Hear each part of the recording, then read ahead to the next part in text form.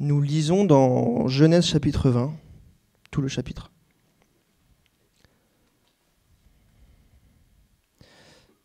Abraham partit de là pour la région du Néguev.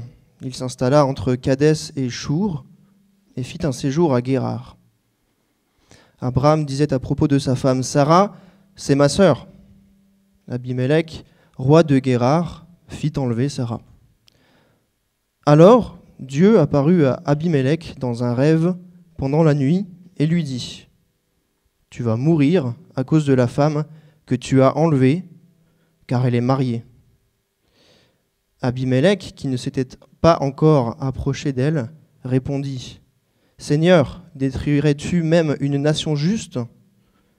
Ne m'a-t-il pas dit qu'elle était sa sœur, et elle-même n'a-t-elle pas dit qu'il était son frère ?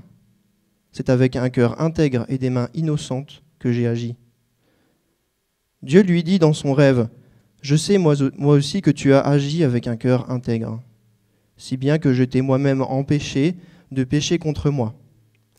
Voilà pourquoi je n'ai pas permis que tu la touches. Maintenant, rends la femme de cet homme, car c'est un prophète. Il priera pour toi et tu vivras.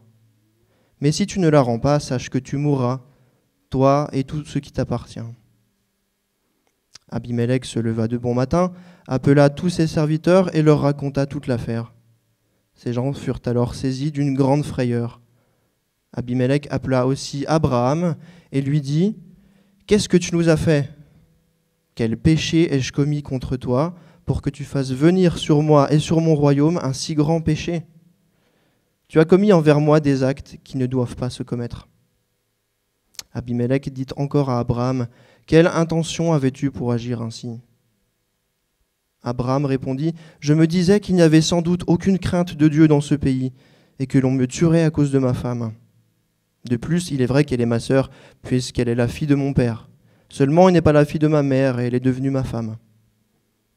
Lorsque Dieu m'a fait errer loin de ma famille, j'ai dit à Sarah, « Voici l'acte de bonté dont tu pourras faire preuve envers moi.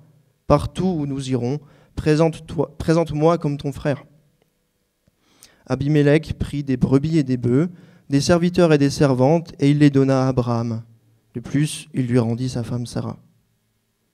En disant, « Mon pays est devant toi, installe-toi là où il te plaira. » Quant à Sarah, il lui dit, « Je donne à ton frère 1000 pièces d'argent. Ce sera pour toi comme un voile sur les yeux pour tous ceux qui sont avec toi. Ainsi, ton innocence sera prouvée devant tous. » Abraham pria Dieu, et Dieu guérit Abimélec, sa femme et ses servantes, de sorte qu'elles purent avoir des enfants. En effet, l'Éternel avait frappé de stérilité tout le foyer d'Abimélec à cause de Sarah, la femme d'Abraham. Jusqu'ici la parole de Dieu. Amen. Alors, bienvenue à l'Église Connexion. Si c'est votre première fois, on est très heureux de vous avoir parmi nous. Le dernier chant qu'on a chanté, Sur le chemin va son père, c'est un chant qui me fait très plaisir en fait, de voir dans la liste. En fait, ce chant a été choisi par Jean-Daniel et Éléonore parce que ce matin, on devait présenter Félix à l'Église. Et comme par hasard, Félix a une gastro. Ça va un peu mieux ?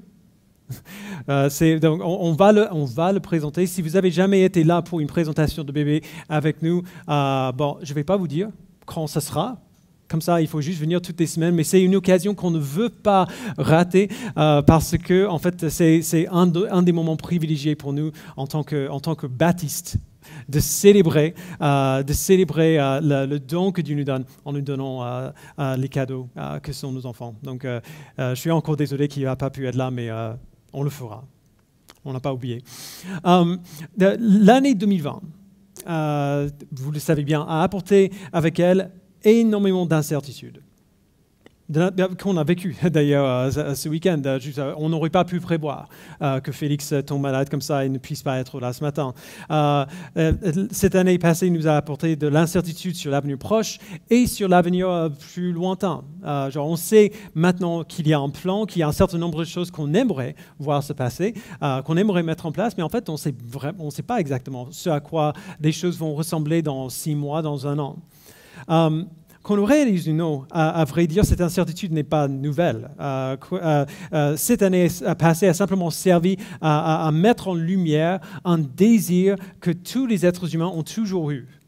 Ce que nous voulons en tant qu'être humain, autant que presque toute autre chose, c'est de l'assurance. De la certitude concernant ce qui est devant nous. On veut quelque chose sur lequel on peut s'appuyer, quelque chose de fiable. On veut savoir que peu importe ce qui arrive dans nos vies par ailleurs, au moins dans ce domaine de ma vie, je sais où je vais et je sais ce qui se passera. Parce que lorsqu'on a de l'assurance, on a du repos. Quand on sait ce qui va se passer, on peut se reposer. On n'a pas besoin d'être stressé par cela parce qu'on peut se préparer mentalement, émotionnellement, spirituellement pour ces choses. Le problème, c'est que notre incertitude est bien souvent liée, pas seulement au monde extérieur, mais à nous-mêmes.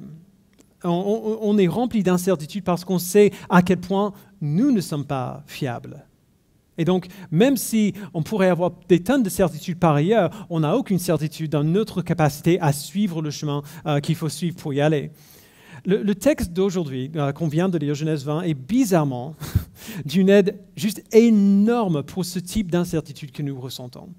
Je dis bizarrement parce qu'à la première lecture, vous avez sûrement remarqué, on dirait un peu qu'il nous donne encore plus d'incertitude qu'avant. Jack était à côté de moi quand on lisait le texte, il dit « Ah bon ? Genre, on n'aurait pas pu prévoir qu'Abraham fasse un truc comme ça, qu'il se comporte de cette manière. » Genèse 19, qu'on a lu dimanche dernier, est très sombre, très déprimant. Le neveu d'Abraham fait des choses horribles, les gens de Sodome font des choses horribles, et Sodome et Gomorrhe sont jugés pour le péché et détruites. Du coup, après qu'on lise Genèse 19, la seule chose qu'on veut, c'est retourner à notre héros, Abraham, dès que possible. Et puis, on continue de lire et on voit que notre héros nous déçoit. On le voit dans une histoire qui est presque aussi sombre que celle qu'on a vue le chapitre précédent. Ce qu'on voit dans ce chapitre est essentiellement une chose qu'on voit en fait de manière différente à répétition pendant tout ce chapitre. Et c'est que Dieu protège et honore son alliance. Et il nous montre cela dans ce chapitre par cet échec juste énorme du héros de cette histoire, Abraham. Après les événements à Sodome et Gomorrhe, on revient pour trouver Abraham qui fait un voyage, qui s'installe enfin à un endroit, et il fait un séjour dans un endroit appelé Guérar. On ne sait pas pourquoi il y va avec sa femme Sarah, l'auteur ne nous dit pas, et ça n'a aucune importance à vrai dire. Ce qui est important, c'est que tout comme dans le chapitre 12, où ils étaient en Égypte, et Abraham demande à Sarah de dire à tout le monde qu'elle n'est pas sa femme mais sa sœur. En fait, il refait la même chose qu'il a faite avant. Alors, ce qu'il dit est à moitié vrai, comme on voit au verset 12. Sarah est sa demi-sœur. Alors, je sais que c'est un peu bizarre, mais ça se faisait à l'époque. Ok, on va juste mettre de côté ça, parce que ça se faisait. C'était sa demi-sœur. Il n'y avait pas beaucoup de personnes autour, et ainsi de suite. Mais même si ce n'est pas entièrement un mensonge, évidemment, ce n'est pas tout à fait honnête non plus.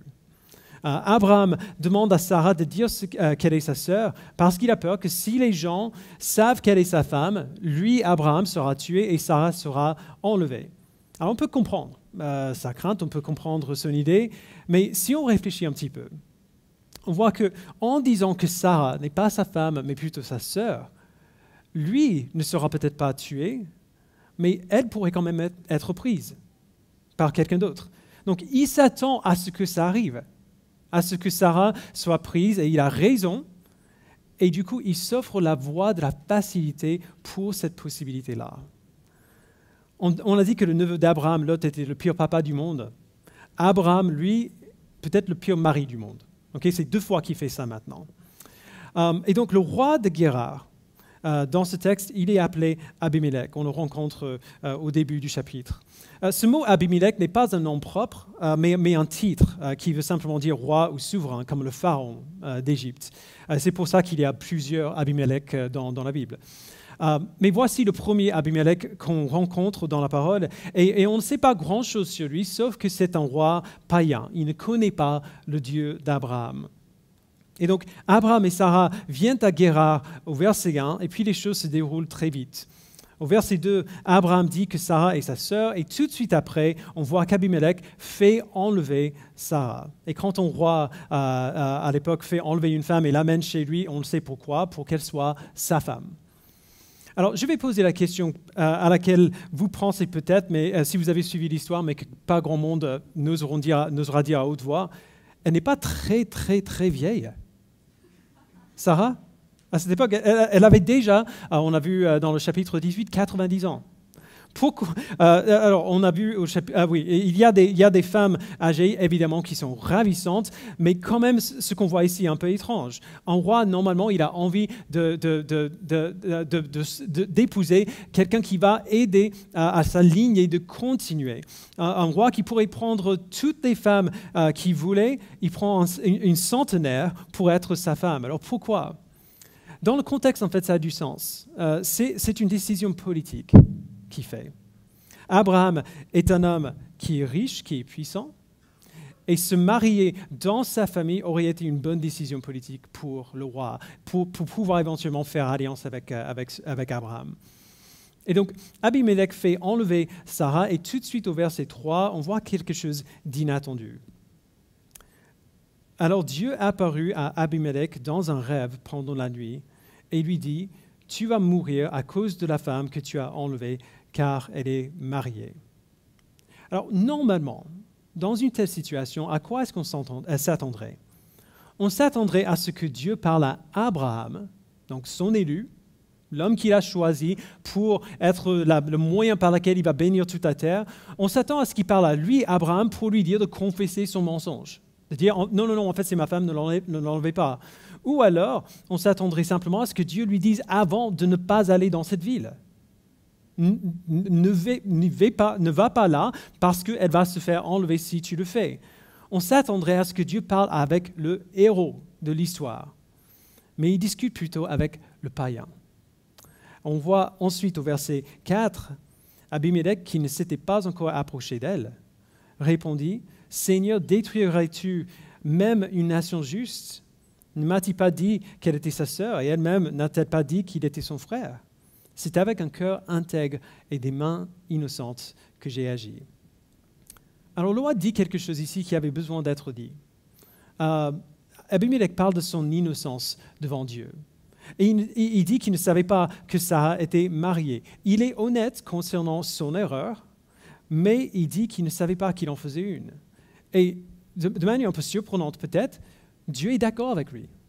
Dieu affirme qu'il dit la vérité. Verset 6, Dieu lui dit dans son rêve, « Je sais moi aussi que tu as agi avec un cœur intègre, si bien que je t'ai moi-même empêché de pécher contre moi. » Alors juste entre parenthèses, si vous êtes un peu nouveau à l'Église, le mot péché veut dire simplement faire ou penser quelque chose qui soit contraire à la volonté ou au caractère de Dieu.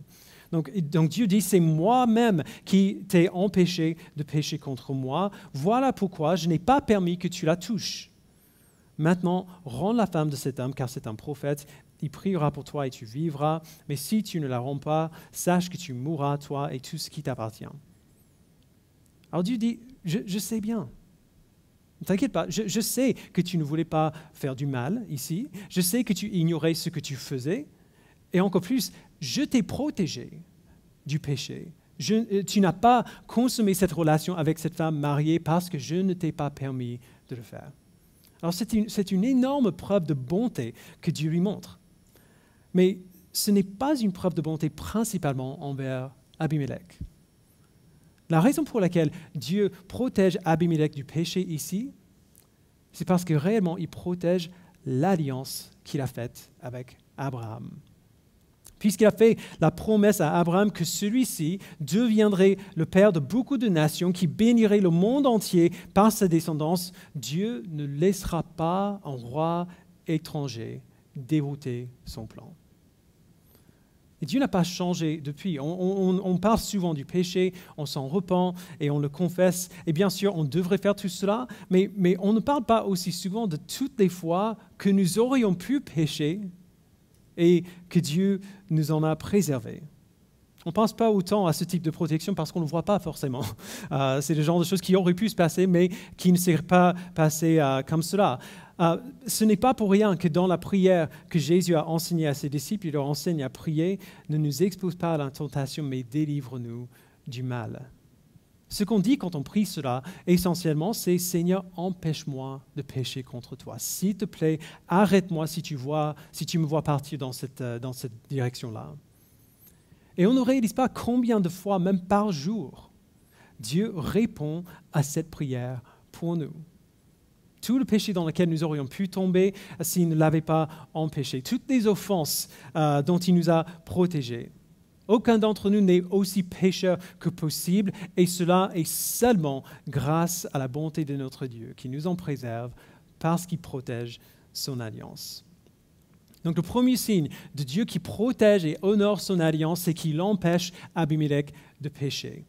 Le prochain signe de cette protection de Dieu qu'on voit, c'est qu'Abimelech n'hésite pas, même s'il ne connaît pas ce Dieu, même si Dieu lui parle dans un rêve, alors il peut l'imaginer, il n'hésite pas à faire ce que Dieu lui dit de faire. Verset 8, Abimelech se leva de bon matin, appela tous ses serviteurs et leur raconta toute l'affaire. Ces gens furent alors saisis d'une grande frayeur. Abimelech appela aussi Abraham et lui dit « Qu'est-ce que tu nous as fait ? Quel péché ai-je commis contre toi pour que tu fasses venir sur moi et sur mon royaume un si grand péché ? Tu as commis envers moi des actes qui ne doivent pas se commettre. » Abimelech dit encore à Abraham, « Quelle intention avais-tu pour agir ainsi ?» Alors, pensez un peu au contexte de cette situation. Abraham connaît Dieu. Il croit en lui et a été déclaré juste à cause de sa foi. Il parlait à Dieu comme à un ami. Mais c'est Abimelech, ce roi païen, qui vient donner à Abraham des leçons de moralité. Pourquoi ? Parce qu'il craint ce Dieu qui lui a parlé. Il est impressionné par l'expérience. On voit au verset 8 que ses serviteurs aussi, quand ils entendent ce qui s'est passé, eux, ils ont peur aussi. Par contraste, quand Abraham s'explique, il dit, au verset 11, il dit quelque chose de super ironique ici. Verset 11, Abraham répondit, « Je me disais qu'il n'y avait sans doute aucune crainte de Dieu dans ce pays et que l'on me tuerait à cause de ma femme. » Alors, Abimelech fait ce qu'il fait parce que son expérience l'a amené à craindre Dieu. Peut-être pas de la manière totalement honnête et sainte dont nous parlons quand on parle de la crainte de Dieu, parce qu'il ne connaît pas bien ce Dieu, il a eu une discussion avec lui, mais il y comprend au moins qu'il ne doit pas prendre ce Dieu à la légère. Abraham, par contre, et c'est ça qui est ironique, lui qui parle du fait qu'il n'y avait sûrement pas de crainte de Dieu dans ce pays, lui, il fait ce qu'il fait parce que même après tout ce qu'il a vécu, il craint l'homme. Sa crainte le pousse à manquer de foi, à ne pas craindre Dieu, justement. Dieu n'a-t-il pas promis qu'il ferait d'Abraham une grande nation, qu'il aurait un enfant par Sarah ? Abraham a vu la fidélité et la puissance de Dieu à l'œuvre dans sa vie, mais il a quand même du mal à croire que Dieu voudrait protéger lui et sa femme de la mort ou d'autres choses qui annuleraient l'alliance que Dieu a faite avec lui. Ce contraste entre les deux hommes est important. D'un côté, on a Abraham, qui est le héros de cette histoire, ou le protagoniste en tout cas, mais qui doute et qui pêche à cause de ses doutes. Et on a Abimelech, roi païen qui ne connaît pas Dieu, ni ce dont il est capable, vraiment, il n'a pas vu Dieu agir, mais qui est quand même prêt à confronter un allié politique potentiel à cause de son péché. Parce que Dieu est venu lui parler et l'a convaincu qu'il est réel et puissant et digne d'obéissance. Alors ces deux hommes, dans leur contexte très différent, reçoivent le même message de Dieu, de deux manières bien différentes à cause de leur contexte. Dieu leur dit à tous les deux, « Je protégerai mon alliance. » Même si cela veut dire exposer ton péché à Abraham pour que tu t'en repentes. Même si ça veut dire te convaincre, Abimelech, de manière surnaturelle alors que tu ne me connaissais même pas avant. Je protégerai mon alliance avant tout. Ce n'est que l'intervention de Dieu qui empêche Abraham de ruiner sa relation avec Sarah en la donnant à un autre homme. Et Dieu fait cela parce qu'il est fidèle à l'alliance qu'il a faite avec Abraham. Alors, Dieu protège son alliance. Il le fait en protégeant Abimelech du péché d'abord et en le poussant à une obéissance immédiate quand il lui dit ce qu'il a fait. La partie suivante nous semblera peut-être étrange parce que ce qu'on voit n'est pas quelque chose qui se fait aujourd'hui en France. Abimelech donne à Abraham des dons très publics et très généreux. Verset 14. Abimelech prit des brebis et des bœufs, des serviteurs et des servantes, et il les donna à Abraham. De plus, il lui rendit sa femme Sarah en disant « Mon pays est devant toi, installe-toi où il te plaira. » Quant à Sarah, il lui dit « Je donne à ton frère 1000 pièces d'argent. Ce sera pour toi comme un voile sur les yeux pour tous ceux qui sont avec toi.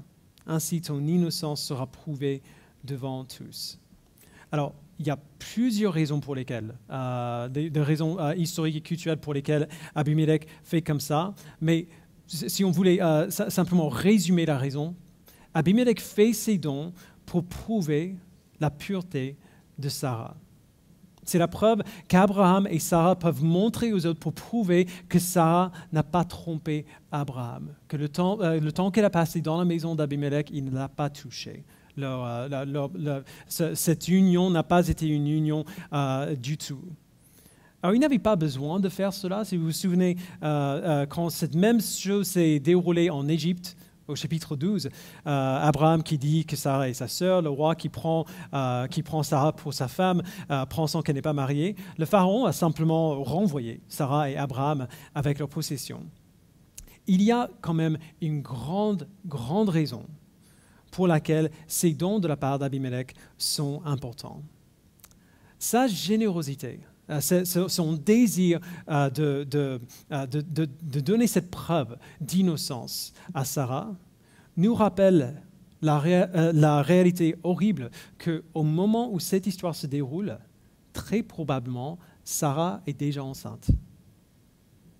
Cette histoire a lieu quelque temps après la visite de Dieu du chapitre 18, quand il a dit que dans 1 an, Sarah aura un fils. Alors il est très probable que le bébé soit déjà dans son ventre.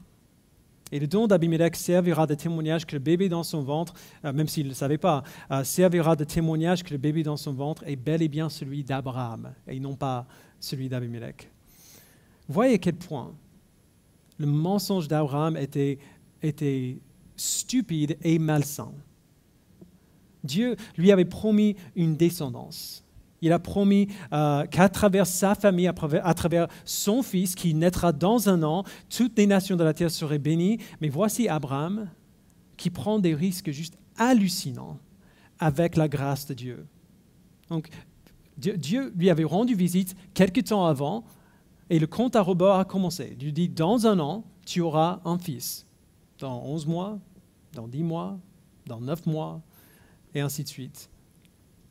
Et Abraham place Sarah quand même dans une situation où elle pourrait se faire enlever, il s'y attendait, on se rappelle, où quelqu'un d'autre pourrait prétendre être le père de l'enfant de la promesse. Dans ce moment, Abraham considère tellement peu la grâce de Dieu qui place son alliance ainsi que sa femme et son enfant en danger. Alors on peut mépriser Abraham pas mal ici, mais est-ce qu'on ne fait pas la même chose?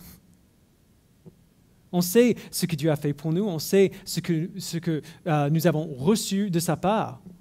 On sait qu'il a envoyé son Fils, qui a pris notre péché et qui a pris notre péché sur lui-même, qui a été puni pour nous à notre place. On sait qu'il a pris la vie de Christ, la vie parfaite que Christ a vécue, et il nous l'a donnée afin qu'on soit déclaré juste. Et quand même, on voit tout cela, on entend l'Évangile semaine après semaine après semaine, on voit ce qu'il a fait pour nous et on dit « chouette, merci bien ».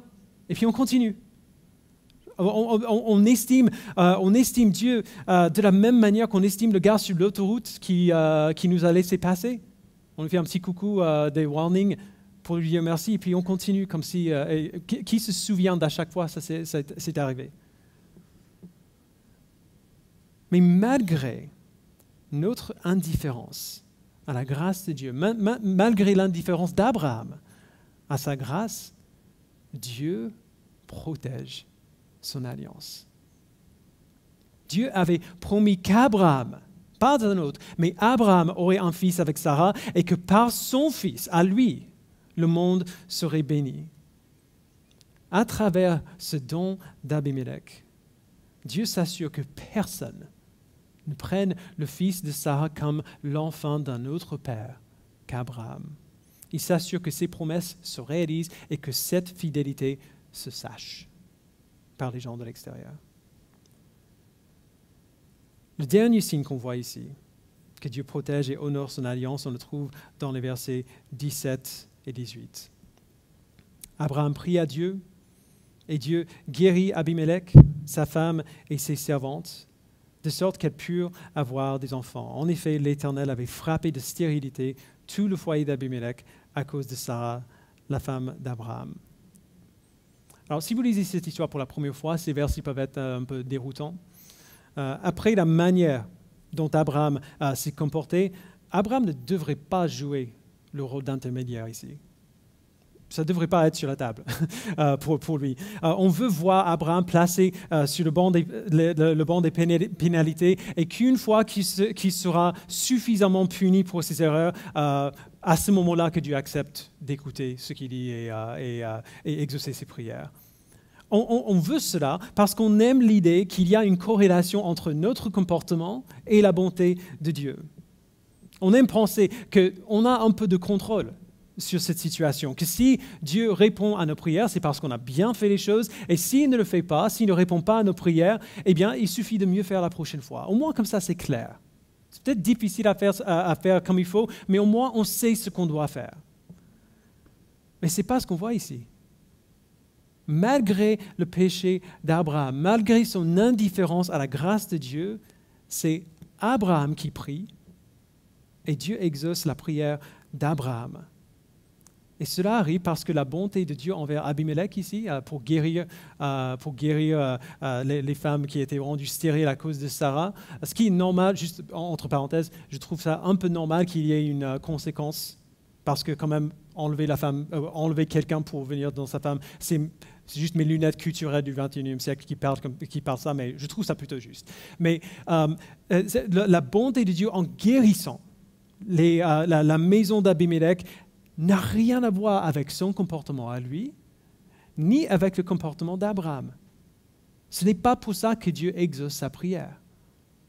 Dieu exauce la prière d'Abraham parce que Dieu a fait une alliance avec Abraham et Dieu honore toujours son alliance.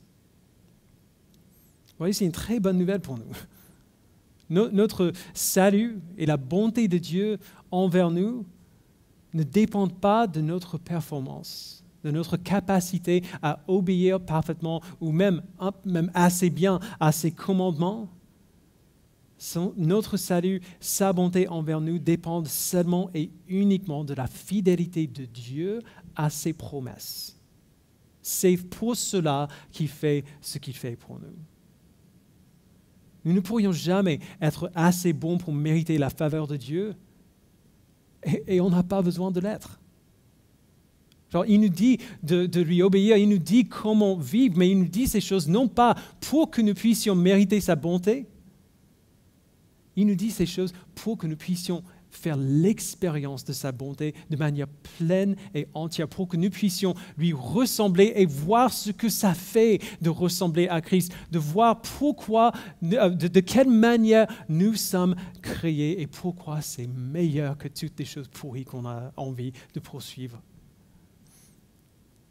Dieu nous donne ses commandements pour que nous puissions faire l'expérience de sa présence, comme il nous a créés, comme il avait l'intention de nous donner, et qu'on puisse montrer au monde à quel point lui, il est bon. Parce que si son peuple, très imparfait, ressemble à ça, à quel point Dieu doit être bon, si lui, il est parfait et parfaitement saint. Dieu est fidèle pour honorer l'alliance qu'il a faite avec son peuple. Nous n'avons pas besoin de mériter la faveur de Dieu. Dieu est bon pour nous. Alors on peut arriver à la fin de cette histoire et nous poser la question un peu de quelle différence vraiment ça fait pour nous. C'est bien que Dieu ait fait tout cela malgré l'échec d'Abraham, mais c'est Abraham quand même. C'est quand même un des chouchous de Dieu dans la Bible. C'est un des noms qui viennent souvent, à répétition dans le Nouveau Testament, comme une des personnes que Dieu a vraiment, vraiment aimé plus que les autres. En tout cas, c'est l'impression qu'on a. Mais on l'a vu il y a quelques semaines. Dans Romains 4, Paul nous dit que les promesses de Dieu à Abraham ne sont pas seulement pour sa famille biologique. L'alliance que Dieu a faite avec lui n'est pas seulement pour sa famille biologique, mais pour tous ceux et celles qui partagent la foi d'Abraham dans le seul vrai Dieu. Abraham croyait, même très imparfaitement, Abraham croyait que Dieu accomplirait ses promesses. Et on voit plus tard que le vrai accomplissement de ses promesses, c'est Jésus-Christ. Et donc, même si Abraham ne connaissait pas le nom de Jésus, il croyait en Christ parce que Christ était le salut que Dieu a promis. Christ est la réponse à l'incapacité de l'homme de rester fidèle à Dieu. Alors, vous voyez, si nous sommes en Christ, si nous avons placé notre foi en lui, ce texte devrait avant toute chose nous donner de l'assurance. Pas de la déception dans l'échec d'Abraham, même si ça peut nous décevoir. Ce texte devrait avant tout nous donner de l'assurance. Parce que si Dieu, en dépit de la grande imperfection d'Abraham, si Dieu a protégé son alliance avec lui, s'il a honoré son alliance avec lui, il fera de même pour nous. Dieu ne fait pas de favoritisme et il fait toujours ce qu'il dit.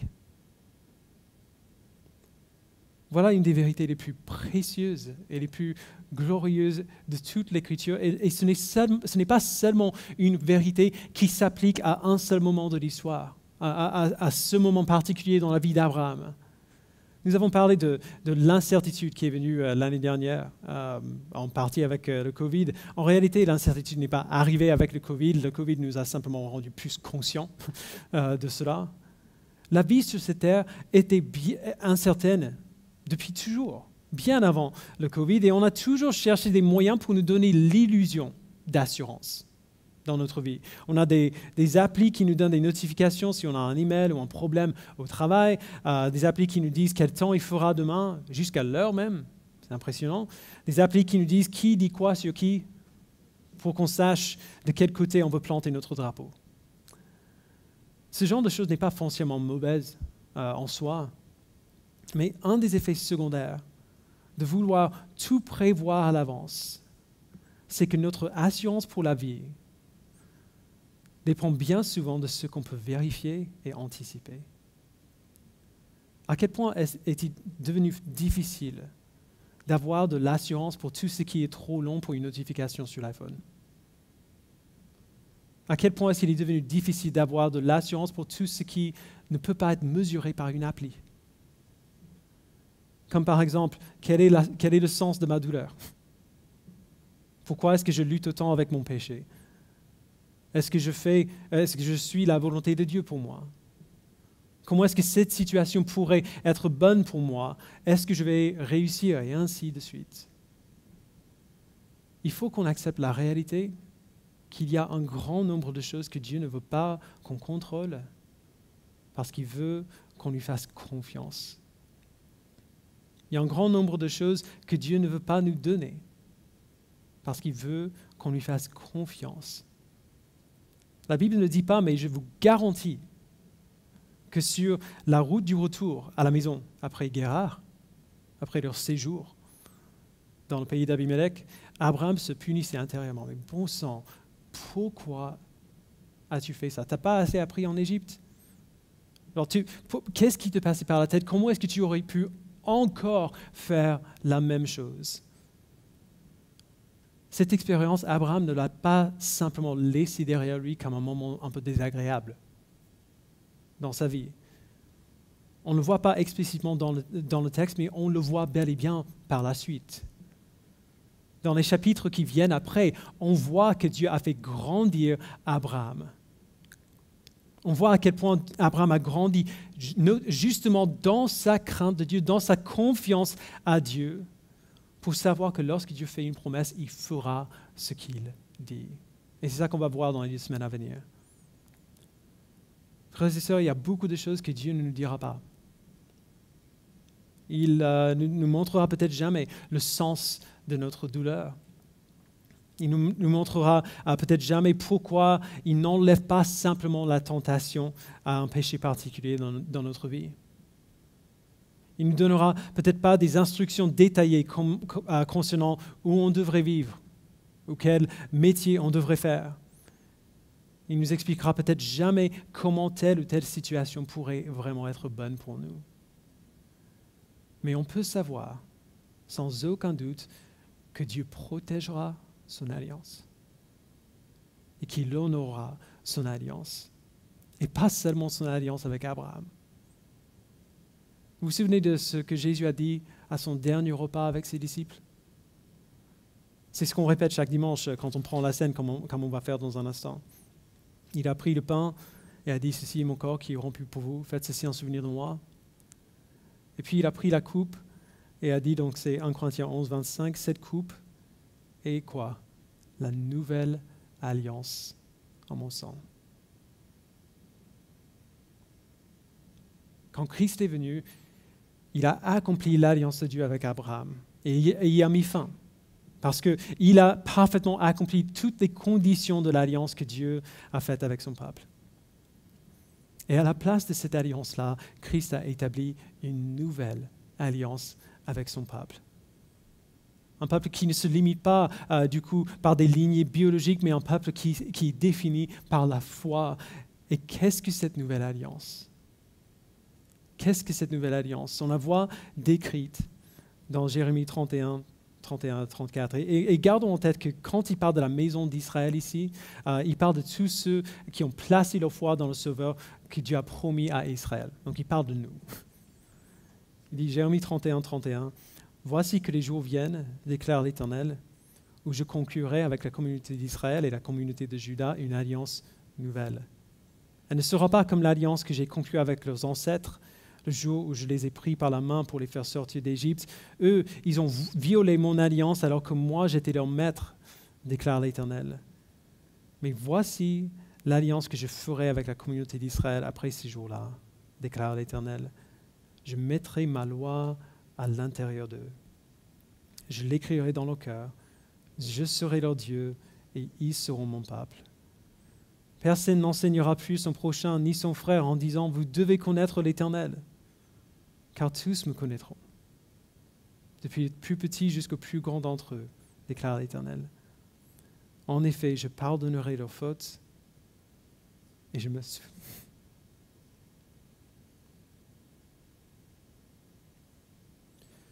ne me souviendrai plus de leurs péchés.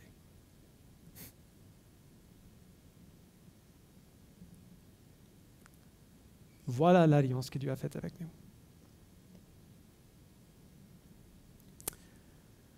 Il la protégera et il l'honorera.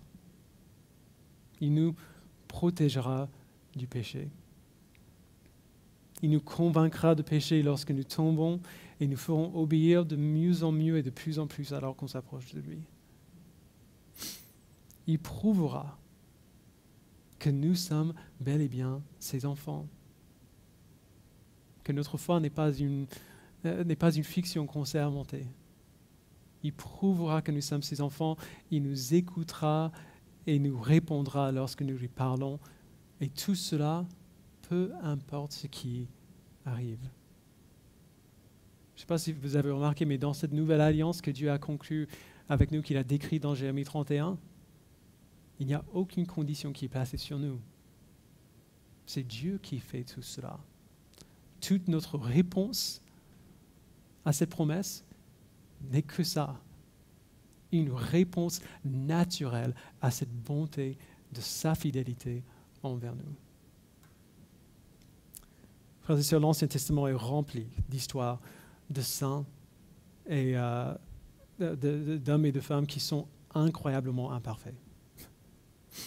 Même pensez juste à une petite liste des gens qui seraient en haut de cette liste des saints les plus importants.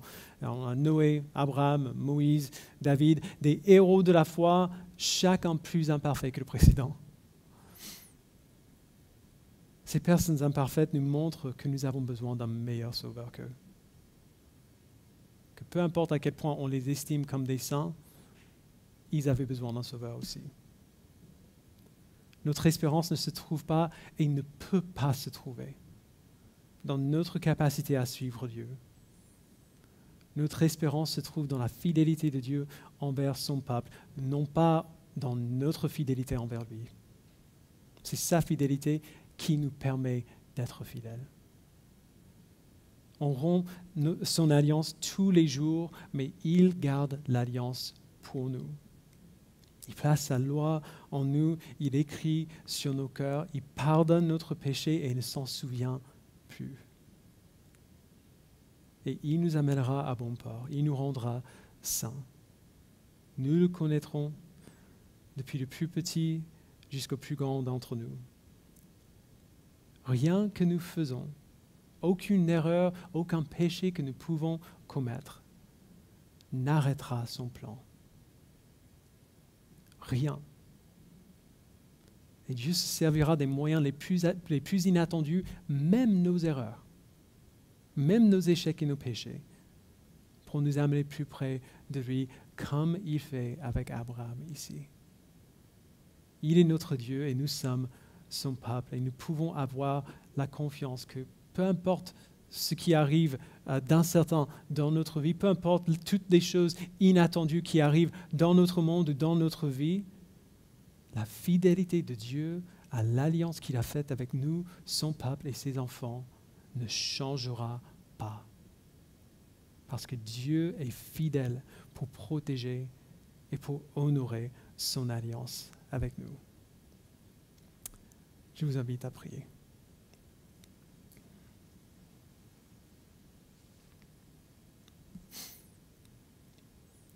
Père, nous sommes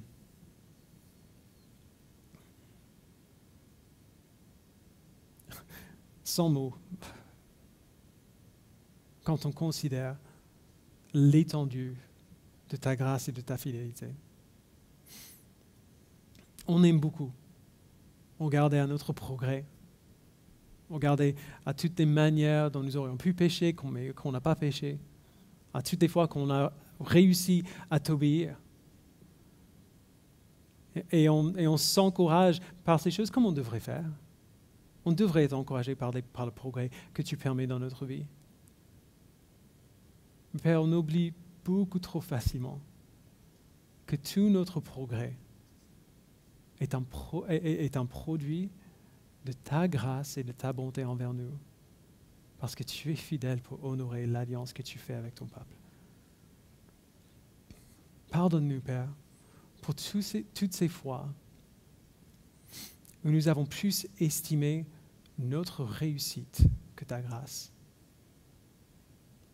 où nous avons plus espéré en nos capacités qu'en ta grâce, où nous avons eu peur de ce qui pourrait arriver, comme si quelque chose pourrait dérouter ton plan, comme s'il pourrait arriver quoi que ce soit pour t'empêcher d'être fidèle à ton plan et à ton alliance avec ton peuple. Donne-nous, Père, l'assurance de savoir que peu importe à quel point plein de choses dans notre vie sont incertaines, une chose est absolument certaine. Tu resteras fidèle à ton alliance avec nous. Tu nous rendras conformes à l'image de ton Fils et tu nous amèneras à bon port. Tu feras en sorte qu'on suive ta loi, qu'on t'obéisse et qu'on arrive un jour devant toi avec cet avenir glorieux et parfaitement dessiné devant nos yeux, que pour toute l'éternité, tu seras notre Dieu et nous serons ton peuple. Et tu essuieras toute larme de nos yeux. il n'y aura plus ni deuil, ni cri, ni douleur, parce que tu es fidèle pour protéger et pour honorer ton alliance avec nous. Merci Père, c'est au nom de ton Fils que nous le prions.